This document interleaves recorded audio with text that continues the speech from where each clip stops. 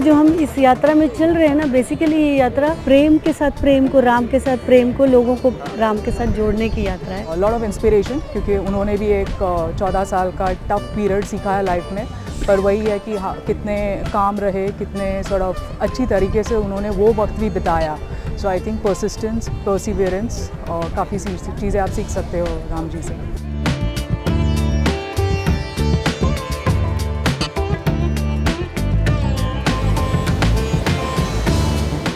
राम ही केवल प्रेम पियारा।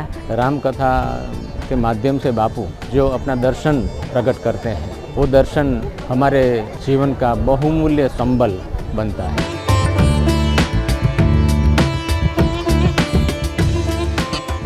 नमस्कार। हम में राम है, राम में हम हैं।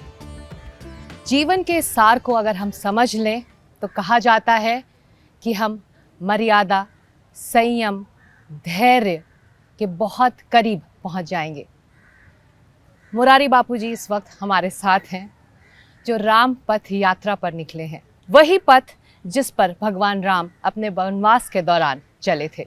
इस बार इस यात्रा की शुरुआत चित्रकूट से हुई और इसका समापन अयोध्या में होगा। लेकिन इस यात्रा के कई पड़ाव रहे, जिसमें से एक पड़ाव श्रीलंका भी है। वही लंका जिस पर राम ने विजय पाकर असत्य पर सत्य की जीत का संदेश दुनिया भर को दिया था। बापूजी, बहुत शुक्रिया, आपने वक्त निकाला है अपनी इस यात्रा के दौरान एनडीटीवी के लिए। हम इस वक्त श्रीलंका में मौजूद हैं। हमारे ठीक पीछे ये समंदर है जिस पर सेतु बनाकर राम यहाँ तक पहुँचे थे। ये वही लंका है जो उस वक्त सोने की हुआ करती थी। धन वैभव की कोई कमी नहीं थी, उसकी पराकाष्ठा ही थी। लेकिन ये वही लंका है जो रावण के अहंकार का केंद्र था। ये वही लंका है जहाँ पर उसके विनाश का भी की रचना की गई और विनाश का केंद्र भी बना। आज जब आप श्रीलंका में हैं, इस वक्त आप समाज को, देश को श्रीलंका से क्या संदेश देना चाहेंगे? पहली बात तो मैं ये कहना चाहूँगा कि भगवान राम ने जो सेतु बनाया था रामेश्वरम से लंका का, ये एक अर्थ में स्थूल था, लेकिन ये स्थूल को निमित्त बना करके एक वैचारिक सेतु था विश्व के लिए, समन्वय का, जोड़ने का, संवाद का ये सेतु था। और भगवान राम का पूरा जीवन संवाद का रहा, विवाद का रहा ही नहीं। और व्यक्ति से लेकर विश्व तक सबको आज संवाद की जरूरत है। तो भगवान राम ने हजारों साल पहले त्रेता युग में ये कार्य किया और आसुरी तत्व का केवल विनाश करने की बात नहीं थी जी। उसको इसीलिए निर्वाण देना था कि समाज में नवनिर्माण हो सके। एक मकान जहाँ है वहाँ दूसरा मकान देश काल के अनुसार बनाना है तो पहले को निकालना पड़ता। तो मैं कहता हूँ कि भगवान राम ने रावण को मारा नहीं, रावण को तारा। इतना बड़ा समंदर होते हुए ये वैभव के सागर में डूबे जा रहा है। जैसे आपने कहा कि सोने की लंका थी, समृद्धि की कोई सीमा नहीं, लेकिन रावण के पास सत्ता थी, सीता नहीं थी और सत नहीं था। सत राम है, सीता शक्ति है, सहन शक्ति, धैर्य। तो सत्ता हो लेकिन सत न हो और शांति न हो, सीता रूपी। शंकराचार्य भगवान ने सीता को शांति कहा है। तो ये दो कमी थी। सीता को लाया, उसके पीछे रावण की मानसिकता तो दुनिया भर में जग जाहिर है कि अपहरण है, लेकिन इस अपहरण के पीछे परमात्मा सीता के प्रति रावण का समर्पण कराना चाहते थे। इसलिए अशोक वाटिका में जब रावण सीता को मिलने गया तब वो कहता है कि मेरी सारी लंका, मेरी इतनी सुंदर रानी मंदोदरी भी तुम्हारे चरणों की दासी बना दो। यदि एक कृपा दृष्टि, एक नजरे करम हो जाए तो मैं दूँ। तो इस राम कथा के यहाँ के प्रसंगों को एकम सद विप्रा बहुधा वदंती, एक ही सत्य को बहुत एंगल से देखना पड़ता है, देश काल और पात्र के अनुसार जी उसका करना। केवल इतिहास ही महत्व नहीं है, इसके साथ जुड़ा हुआ शाश्वत अध्यात्म महत्व। बिल्कुल। तो आप कह रहे हैं कि इसको आज के काल से जोड़कर देखना चाहिए। जैसे कि मैंने शुरुआत में कहा कि यही वो जगह है जहाँ पर राम ने अधर्म पर धर्म की जीत दर्ज की। और अब जब हम आज के काल की बात करते हैं, आज के भौतिक दुनिया की बात करते हैं, तो हमारे अंदर या फिर हमारे समाज में आज का रावण कौन है? हाँ, तुलसीदास जी ने रावण की बहुत स्पष्ट व्याख्या की है अपने ग्रंथों में कि हर चीज पर मोह, यही रावण है, हर चीज पर मोह। और हम जीव है, संसारी है, मोह होना स्वाभाविक है, लेकिन मोह बढ़ता ही जाए, बढ़ता, 10 मस्तक की तरह, 20 भुजा की तरह, 20 आंखों की तरह, आंख और देखे मोह के और मोह के दृश्य देखे, हाथ और मोह के कारण अपहरण के प्रति खींचे जाए, और मस्तक अधिकाधिक मोह के बारे में सोचे। तो आज के जीवन में मोह ही रावण है, और इस मोह का निर्वाण हो और मोह की जगह छोह प्रकट हो। छोह मानी करुणा, छोह मानी कृपा, छोह मानी रहमत, छोह मानी सब पर मेहरबानी। तो आज के संदर्भ में रावण को इसी रूप में समझना पड़ता है। तो आपके अंदर जो मोह है वो रावण है, जिस पर आपको काबू पाना है, जिस पर विजय पाना है, और इसकी कोशिश लगातार हम सभी को करनी होगी। अब इस यात्रा के बारे में बात करें, राम यात्रा, राम पथ यात्रा, ये कई पड़ावों से गुजरी, देश के अलग अलग राज्यों से ये गुजरी है। उत्तर प्रदेश, मध्य प्रदेश, महाराष्ट्र, छत्तीसगढ़, कर्नाटक आदि आदि, और अब लंका भी है, और लंका से सीधे आप अयोध्या जाएंगे। एक तरह से ये देश में एकता का भी प्रतीक रहा है। तो इस दौरान क्या सांस्कृतिक और आध्यात्मिक एकता को बढ़ाना, लोगों को जोड़ना भी एक उद्देश्य रहा बापूजी? बढ़े तो अच्छी बात है, एकता जुड़ जाए सब लोग तो ये भगवान की कृपा है, लेकिन ज्यादा टूटे ना। इसीलिए एक अंतर यात्रा और बहिर यात्रा है कि हम बिखर न जाए। गुरुदेव टैगोर ने कभी कहा था कि मैं ऐसी स्वतंत्रता चाहता हूं कि जहां सामाजिक, धार्मिक, राजकीय ये छोटे छोटे फ्रेगमेंट्स एक संकीर्ण परिबलों से जगत टूट न जाए। तो इससे सब जुड़ेंगे, संवाद होगा, सेतु होगा, लेकिन कम से कम अधिक होने में समय भी लगे, लेकिन जो है वो टूटे नहीं, वो जुड़े रहे, एक रहे और नेक रहे।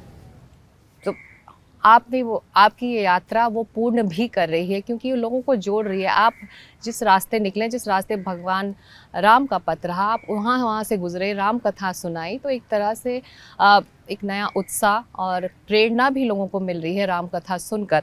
लेकिन आज की पीढ़ी की बात करते हैं बापूजी। आज की पीढ़ी सिर्फ अपने बारे में सोचती है, अपने को आगे रखती है, व्यक्तिवाद जिसे हम कह सकते हैं, अपनी स्वतंत्रता को सबसे आगे रखती है। अब मर्यादा पुरुषोत्तम राम जो अपनी मर्यादाओं के लिए जाने गए, अपने संयम के लिए जाने गए, वो आज की पीढ़ी में आपको लगता है?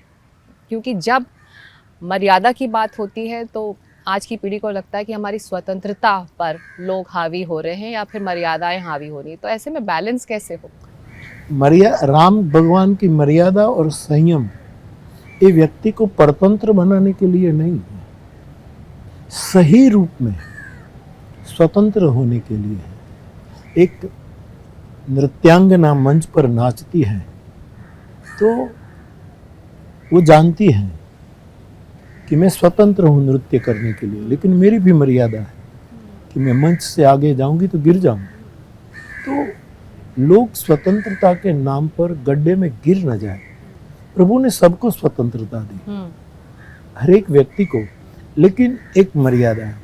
समंदर मर्यादा में रहता है तो जगत सलामत है। सुनामी ने हमारी क्या दशा की हमसे। बिल्कुल हाँ।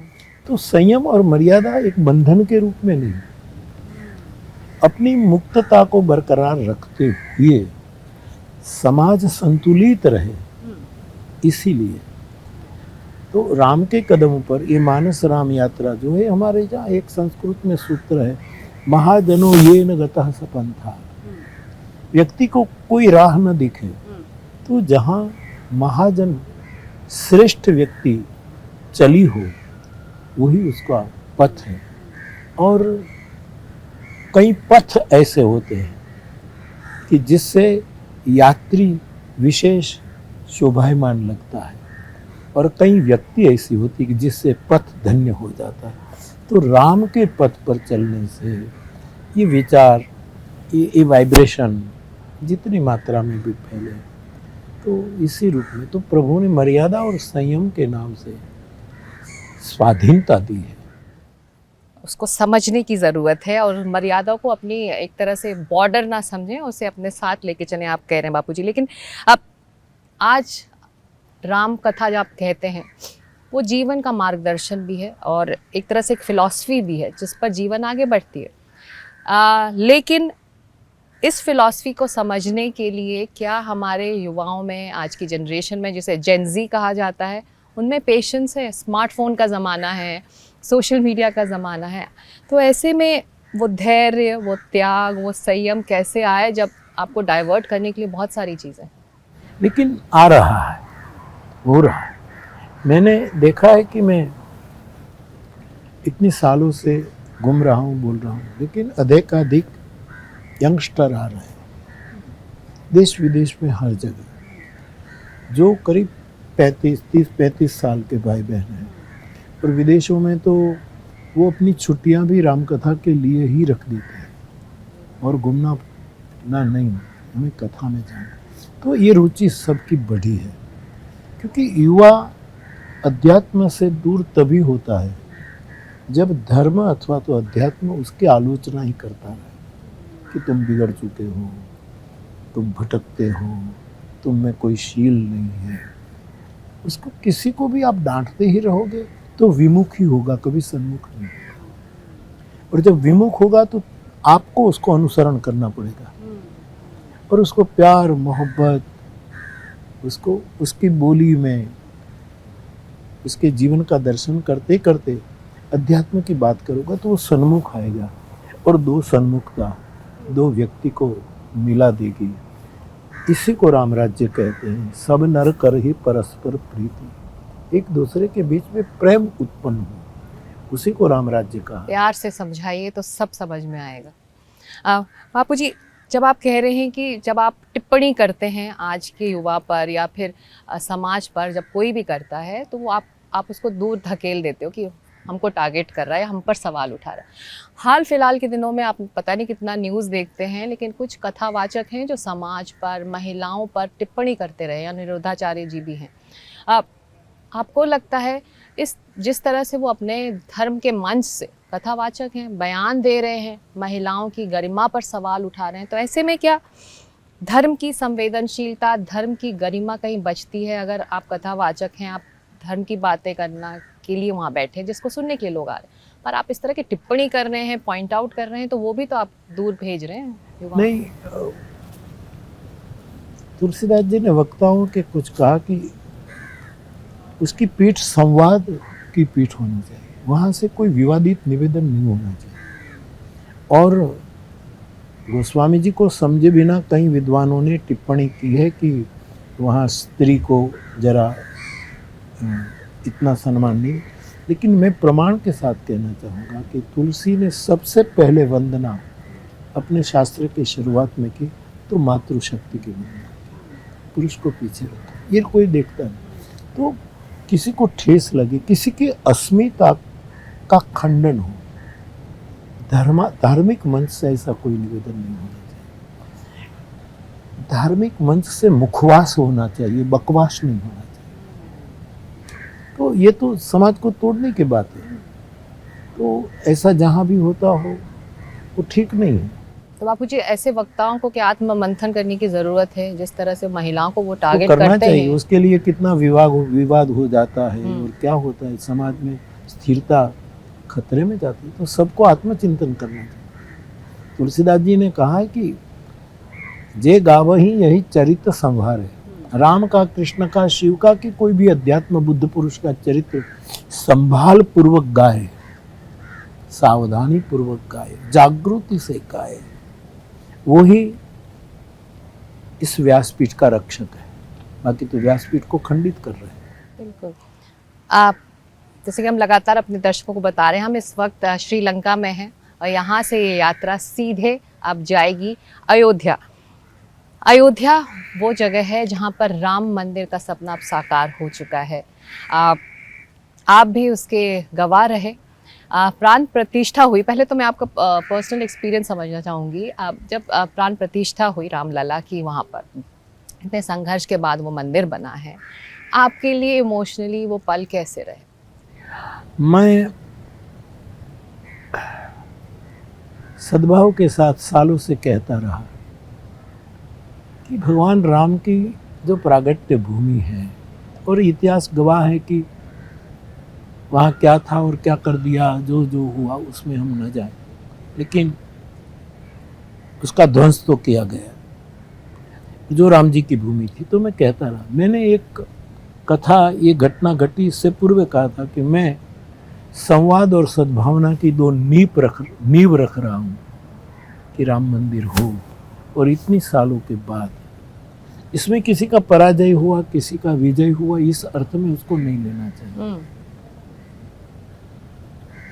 खंडनात्मक वृत्ति का पराजय हुआ और सृजनात्मक सद शक्ति का विजय हुआ, इसी रूप में। तो ये होना चाहिए था और हुआ।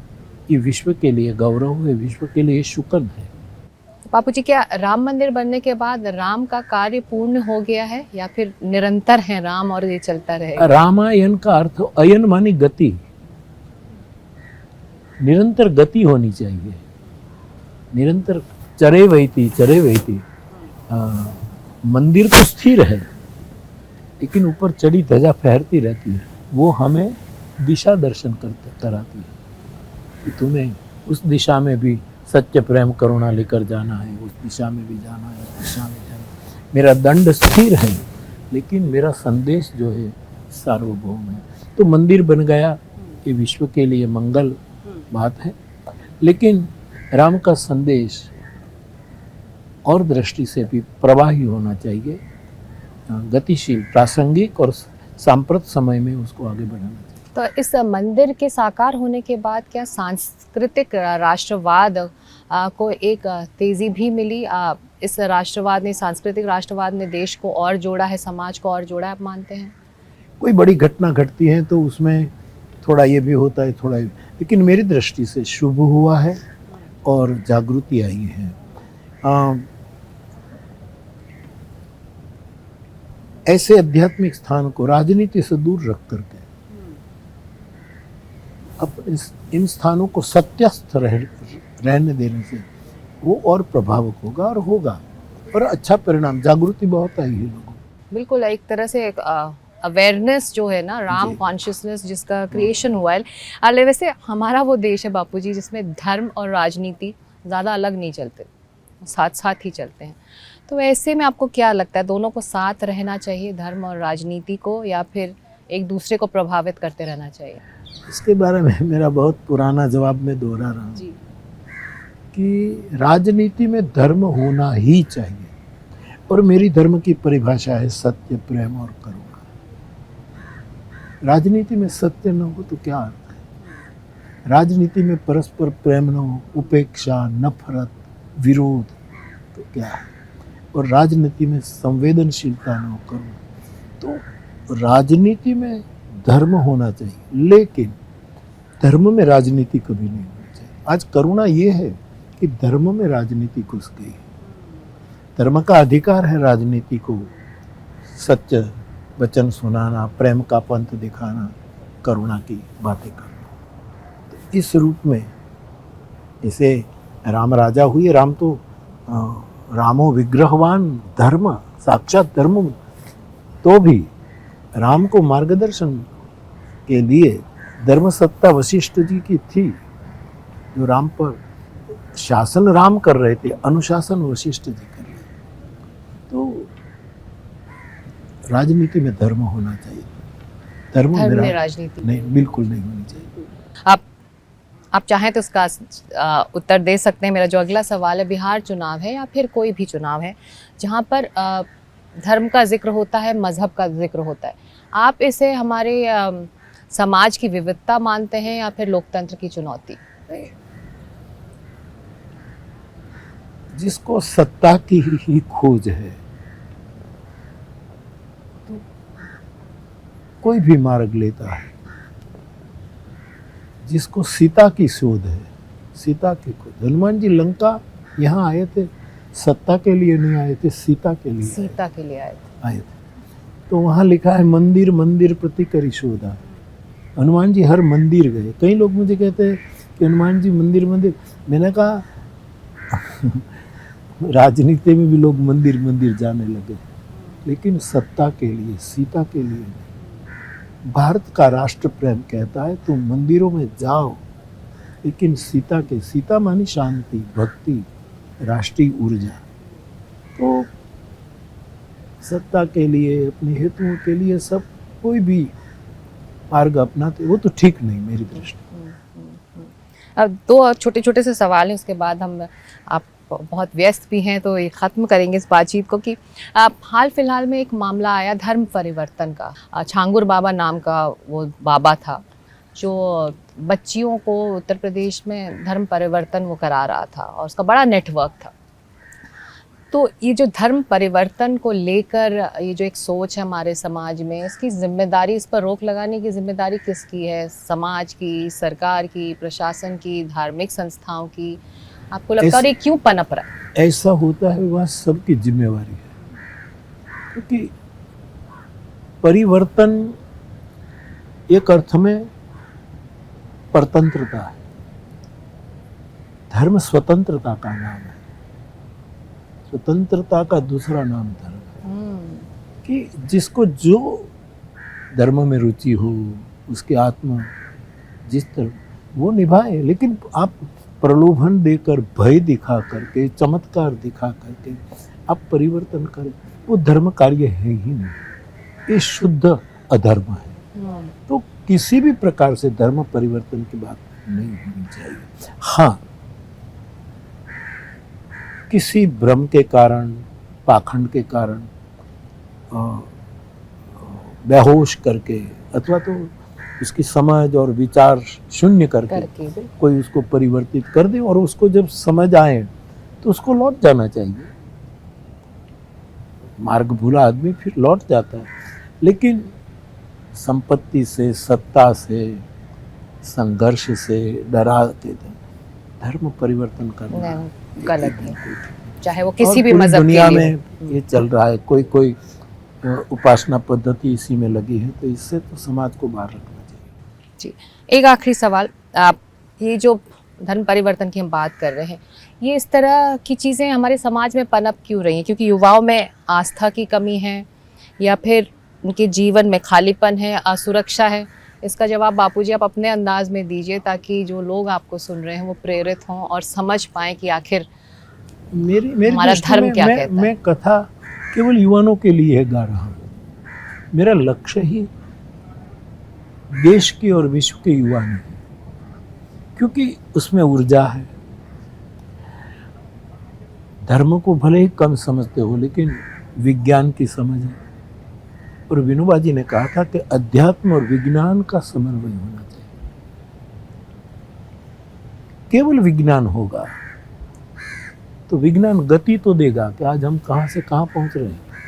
विज्ञान की ये शक्ति कि गति देगा, लेकिन अकेला विज्ञान बिना अध्यात्म दिशा नहीं दे पाता। तो विज्ञान की हमें गति चाहिए। मेरे देश का युवान विज्ञान की गति करे, नई नई खोज करे, नई नई दिशाएं खुले, राष्ट्र को और राष्ट्र के द्वारा विश्व को एक मैसेज दे, सगुन दे, और साथ साथ गति की दिशा भी जाने, और गति की दिशा अध्यात्म दे सकता है कि भाई इस दिशा में गति करो। मुझे मेरे देश के और दुनिया के युवक पर बहुत भरोसा है, क्योंकि ये हनुमंत कार्य युवा नहीं कर पाएगा। बूढ़ा जामवंत लंका नहीं आ पाया, वो उस तट पर ही रह गया, और हनुमान ही आ पाए, क्योंकि युवा ही शांति की खोज कर पाएगा, सत्य की खोज कर पाएगा, शक्ति की खोज कर पाएगा। आपके सभी दर्शकों के लिए मेरी बहुत बहुत शुभकामना। जैसे मैं कहता हूँ कि गाँव में यज्ञ होता है तो पूरे गांव की ओर से होता है, तो अपने अपने घर से अपनी क्षमता के अनुसार कोई एक चम्मच घी लाता है, कोई वाटकी में लाता है, कोई यजमान बन जाता है। तो ये प्रेम यज्ञ चल रहा है, इसमें आपकी चैनल भी एक आहुति दे रही है। तो चलते चलते एक लाइन में राम क्या है?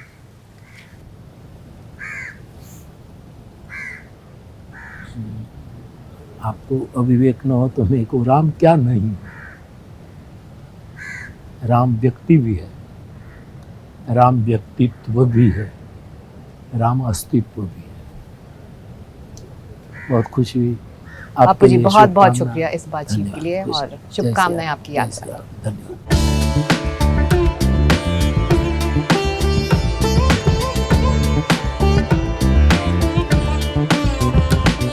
मुझे लगता है कि हम इस यात्रा के हिस्सा बने बड़भागी, इससे बड़ा हमारा भाग्य हो ही नहीं सकता। काफ़ी यंगस्टर्स के लिए प्रीटी मच लाइफ लेसन सीख सकते हैं हम लोग, और स्पेशली कथा जिस तरह से बाबू प्रभा लेते हैं, और ये पूरी जर्नी रही है, जितनी ये एक्सटर्नल जर्नी रही है वो इंटरनल जर्नी भी रही है, बिकॉज हमारे बकेट लिस्ट में हमने कभी भी नहीं सोचा था कि हम ये यात्रा करेंगे।